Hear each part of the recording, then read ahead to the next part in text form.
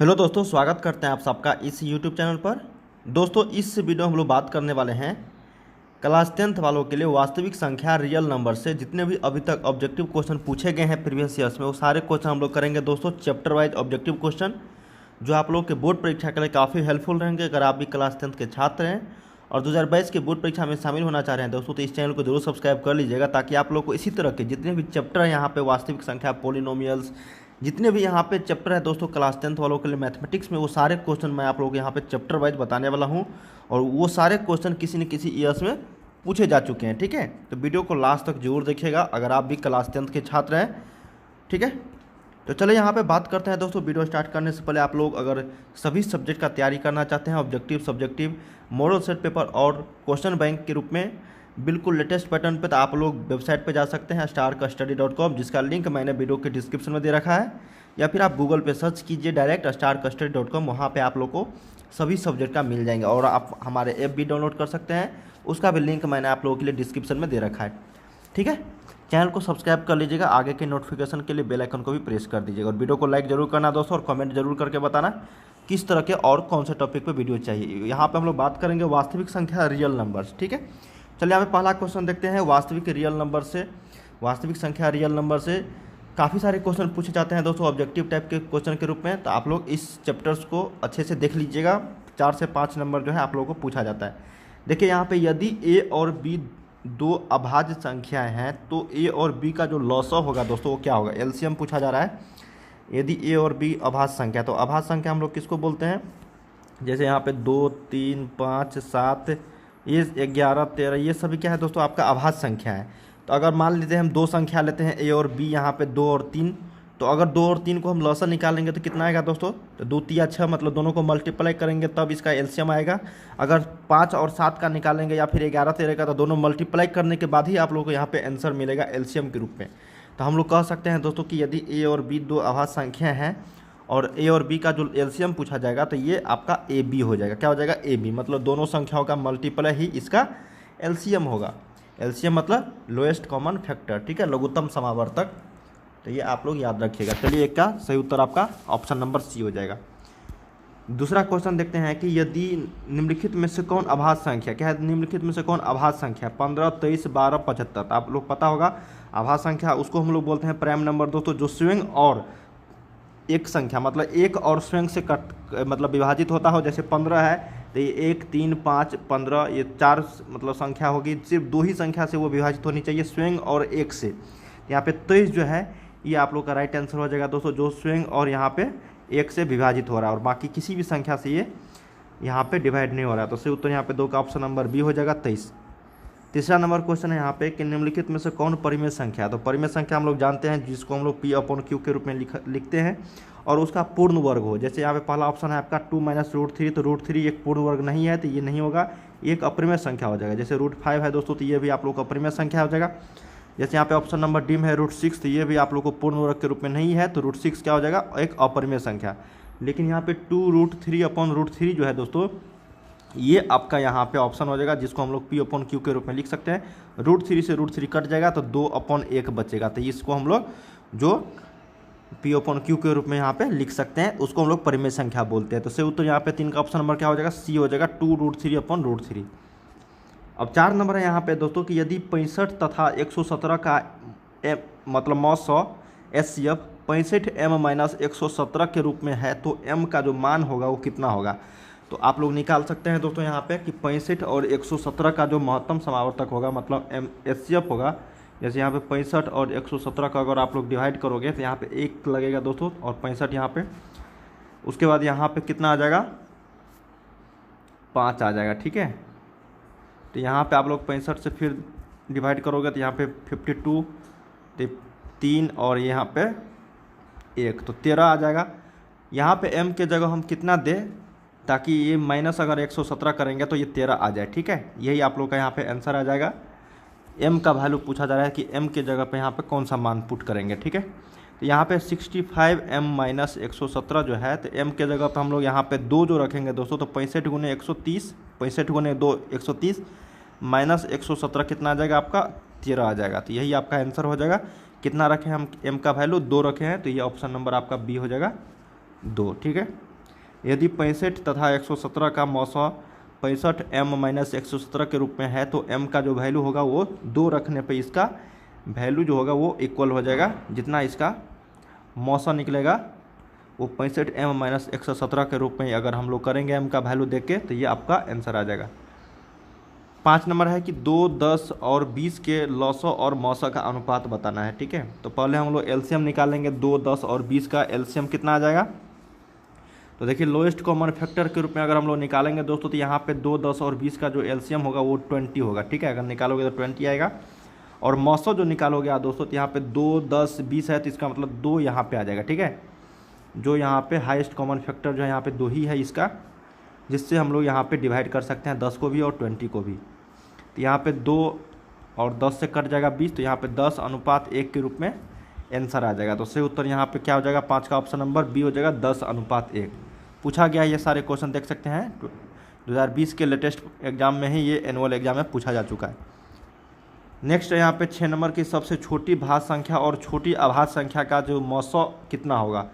तो देखिए दोस्तों, सबसे छोटी भाज्य संख्या 1 है और सबसे छोटी अभाज्य संख्या जो है वो 2 है। तो 1 और 2 का जो मतलब एचसीएफ होगा, हाईएस्ट कॉमन फैक्टर जो होगा वो कितना आएगा? ये 2 आएगा। ठीक है, क्या आएगा? 2 आएगा। मतलब सबसे छोटी भाज्य संख्या, मान लेते हैं यहाँ पे 1 की जगह अगर 4 रखते हैं दोस्तों, जो भाज्य है किसी संख्या से, यहाँ पे 2 से भाज्य है ना, 2, 6, 8 कोई भी रख सकते हैं, 1 नहीं रखेंगे। ठीक है, भाज्य संख्या वो होता है जिसको हम लोग किसी न किसी एक संख्या से वो विभाजित होता हो। ठीक है, तो यहाँ पे हम लोग सबसे छोटी अभाज्य संख्या 2 हो जाएगा और भाज्य संख्या यहाँ पे 4, 6, 8 कुछ भी ले सकते हैं। तो 2 और 4 का जो एचसीएफ निकलेगा वो आपका 2 निकलेगा, या फिर 2 और 6 का एचसीएफ निकालोगे तो 2 ही आएगा, या फिर 2 और 8 का एचसीएफ निकालोगे तो 2 ही आएगा। तो इसका मतलब हम लोग बोल सकते हैं दोस्तों, सबसे छोटी भाज्य संख्या और छोटी अभाज्य संख्या का जो एचसीएफ होगा वो आपका 2 आएगा। ठीक है, नेक्स्ट है यहाँ पे कि 2 लगातार संख्याओं का जो मौसा होगा मतलब एचसीएफ होगा। ये भी देखिए रिसेंटली पूछा गया है दोस्तों, प्रीवियस ईयर्स में 2020 में एनुअल परीक्षा में 2 लगातार संख्याओं का जो मौसा होगा वो कितना होगा।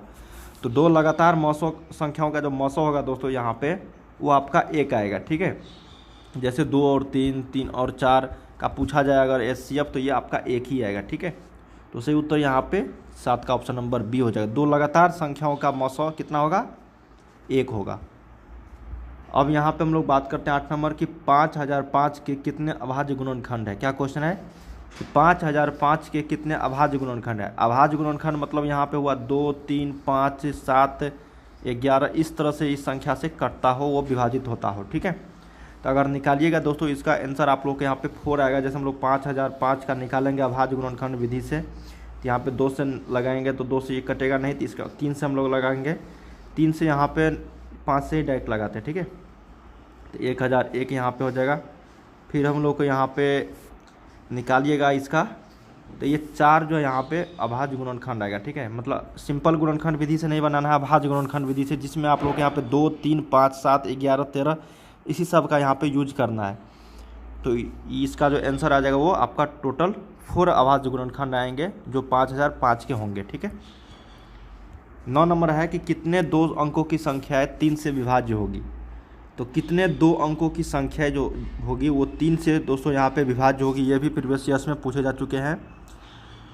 तो इसका जो आप लोग निकालिएगा कितने 2 अंकों की संख्या ना पूछा जा रहा है, तो यहाँ पे हो जाएगा आपका टोटल 30 जो होगी वो ऐसी संख्या होगी जो 2 अंकों की होगी और वो 3 से आप लोग के यहाँ पे विभाज्य होगा। ये भी पूछा जाता है कि कितने 2 अंकों की संख्या होगी 2 से विभाज्य होगी, या फिर 4 से विभाज्य होगी, या फिर 5 से, मतलब 10 तक जो है आप लोग को यहाँ पे याद रखना है। ठीक है, तो यहाँ पे 3 से पूछा जा रहा है, तो यहाँ पे क्या हो जाएगा आपका 30 आ जाएगा। ठीक है, आंसर जो 3 से यहाँ पे विभाज्य होंगी।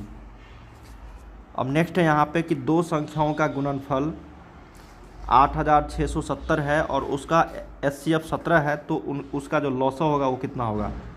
तो हम लोग जानते हैं दोस्तों 2 संख्याओं का गुणनफल बराबर होता है लॉसा इंटू यहाँ पे मौसा। तो यहाँ पे लॉसा अगर निकालेंगे हम लोग लघुत्तम समानुपाती होता है एलसीएम, तो यहाँ पे 8670 में आप लोग 17 से डिवाइड करोगे तो इसका आंसर आ जाएगा। ठीक है, तो 17 पंच यहाँ पे 85, तो इसका मतलब 510 इसका आंसर आ जाएगा। तो 10 का ऑप्शन नंबर डी हो जाएगा यहाँ पे। ठीक है, डिवाइड करेंगे इसका एलसीएम निकल जाएगा। 2 संख्याओं के गुणनफल में अगर हम लोग HCF से डिवाइड करते हैं तो उसका LCM निकल जाता है। अगर यहाँ पे LCM दिया रहता और HCF निकालने के लिए बोलता फिर भी हम लोग वही रूल अपनाते। यहाँ पे दो संख्या में गुणनफल में हम लोग LCM से यहाँ पे डिवाइड करते तो इसका HCF निकल जाता। 11 नंबर है कि 6, 8 और 22 का LCM और HCF का अनुपात होगा। देखिए इससे पहले भी मैंने इस तरह के आप लोगों को क्वेश्चन बता दिए हैं। क्या क्वेश्चन है कि 6, 8 और 22 का LCM और HCF का अनुपात होगा। तो 6, 8 और 22 का हम लोग पहले क्या करेंगे, LCM निकालेंगे, लोएस्ट कॉमन फैक्टर। तो इसका निकालने का एक ही तरीका है दोस्तों, 6, 8 और 22 का ऐसी कौन सी संख्या है जो तीनों से सबसे कम जो उसका फैक्टर होगा लेकिन सभी से वो डिवाइड हो जाएगा। तो यहाँ पे हम लोग निकालते हैं, 2 से डिवाइड करते हैं यहाँ पे, तो 3, 4, 11। ठीक है, अब किसी संख्या से यहाँ पे नहीं कटने वाले, देख सकते हैं। तो यहाँ पे 2, 3, 4 और 11 को हम लोग क्या करेंगे, यहाँ पे मल्टीप्लाई करेंगे ताकि इसका जो है LCM निकल जाए।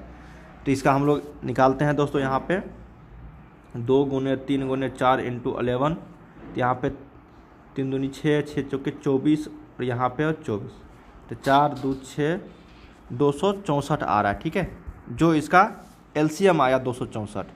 अब HCF इसका कितना आएगा दोस्तों, 6, 8 और 22 का, उसका अनुपात पूछा जा रहा है। ठीक है, तो उसका हम लोग HCF निकालते हैं 6, 8 और 22 का। जो हाईएस्ट कॉमन फैक्टर होगा इसका 6, 8 और 22 के बीच में ही इसका यहाँ पे हाईएस्ट कॉमन फैक्टर होने वाले हैं जो तीनों से यहाँ पे विभाजित होंगे। ठीक है, तो यहाँ पे 6, 8 और 22 का हम लोग क्या करते हैं, HCF निकालते हैं। पहले 6 और 8 का निकालते हैं हम लोग। तो यहाँ पे 6, 2, फिर यहाँ पे 6 से कट गया, तो इसका जो 2 आया। ठीक है, अब यहाँ पे हम लोग 8 और 22 का निकालते हैं। तो ये आपका यहाँ पे कितना आ जाएगा दोस्तों, मतलब 2 आ रहा है। ठीक है, तो ये 264 में आपका 264 आया था ना LCM, और इसका HCF कितना आया था, 2 आया था।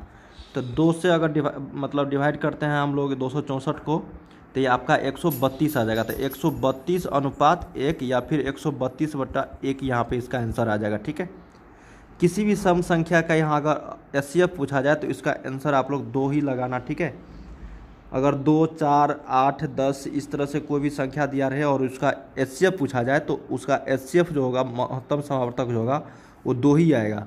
यहाँ पे 6, 8 और 22 का पूछा जा रहा था HCF, LCM तो निकाल लोगे आप लोग लोएस्ट कॉमन फैक्टर के रूप में, तो जिसका 264 आया हुआ था।